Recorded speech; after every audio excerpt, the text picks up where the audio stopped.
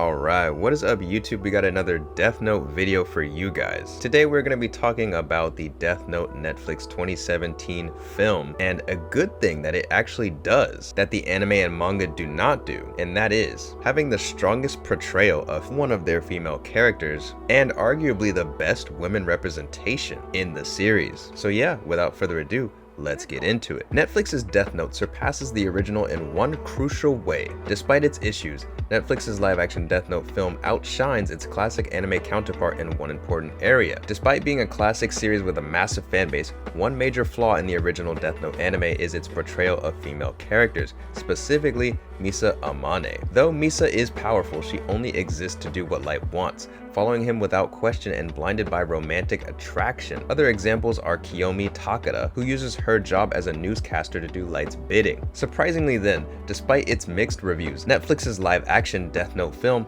does a better job presenting a strong female lead. Mia Sutton takes charge and works with Light much more collaboratively, at times murdering without him knowing. The movie rectifies the anime's weak point with its female characters by making Mia a strong, independent thinker who takes charge and moves the plot forward. The Death Note anime's Misa Amane is too submissive to Light. In the original Death Note, Misa Amane is a model who's sympathetic to Kira for murdering the man who killed her family. Since Kira brought this criminal to justice, Misa makes it her mission to serve him however she can. Despite her power, Misa's only interest is to serve Light. The Death Note anime trivializes her interest in helping Light by making it mostly romantic. Misa introduces herself, then instantly asks if Light will make her his girlfriend. She makes herself submissive by equating love with servitude. However, Misa is still strong and resourceful, successfully killing people behind the scenes for Light through the series. Unfortunately, she is still merely a tool for him to use and abandon. Once Misa becomes too risky for Light to keep around, he makes her relinquish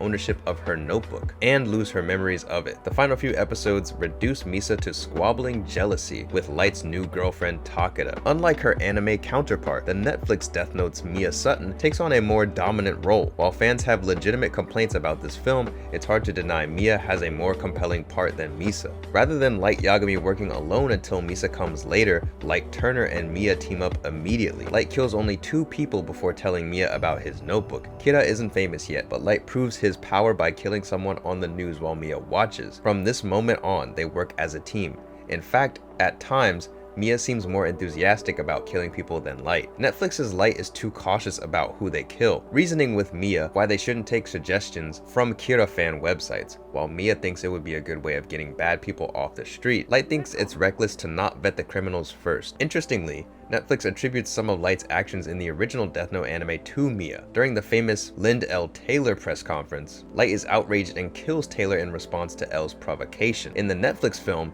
Mia is the one to express outrage, but Light says they shouldn't do anything too risky. Furthermore, when the FBI agents come to Japan in the anime, Light gets the names from the agent Ray Penber and murders them all. In the film, Mia steals a page from the notebook and kills the agents without Light knowing. She also ensures that Watari dies after finding L's name, which Misa has no role in. In the anime, the Shinigami Rim kills Watari to protect Misa. Netflix changes Light and Mia's romance too. During one scene, Light asks if he can kiss Mia, but she responds by pushing him against the wall and kissing him first. Though there are scenes where she placates Light by saying that she just wants to be with him, the first kiss set up their dynamic. While she can play submissive, Mia is the dominant figure who wants control. She even tries to kill Light, writing his name in the notebook as a precaution. Light Yagami in the anime would presumably not respond well to Mia Sutton's cry of "Give me my goddamn notebook" on the Ferris wheel in the film's climax. Although Light ultimately kills Misa through a loophole in the note's rules, it's undeniable that she pushes him to the limit in Netflix's Death Note. Her choices create important plot conflicts. Mia does not take orders like Misa Amane, but rather expects Light to follow hers.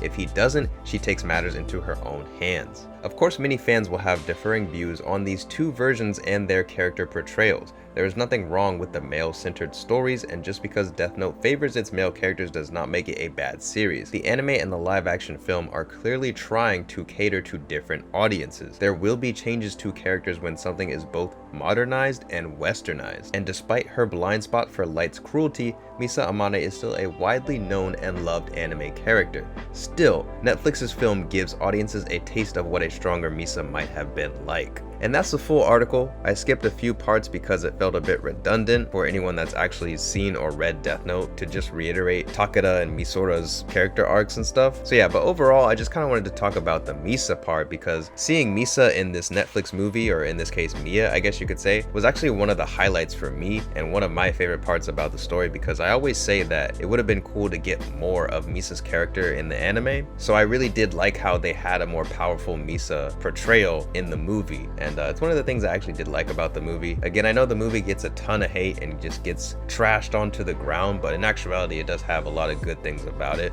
People just don't want to have that conversation or don't want to admit it. But yeah, and this was one of those good things in my opinion. I do wish we got a little bit more for character, and it is kind of a letdown to see how things ultimately ended, but it is still a cool idea, and I do wonder if they're going to incorporate it some way with the newly announced Death Note series from the creators of Stranger Things. Will they explore a more powerful Misa Amane, like the Mia Sutton character that we got in this movie? I wonder. But yeah, I also have a bunch of ideas of how I would want to explore Misa Amane's character, or take what we got with Mia Sutton and, you know, run with it, maybe go a little bit further.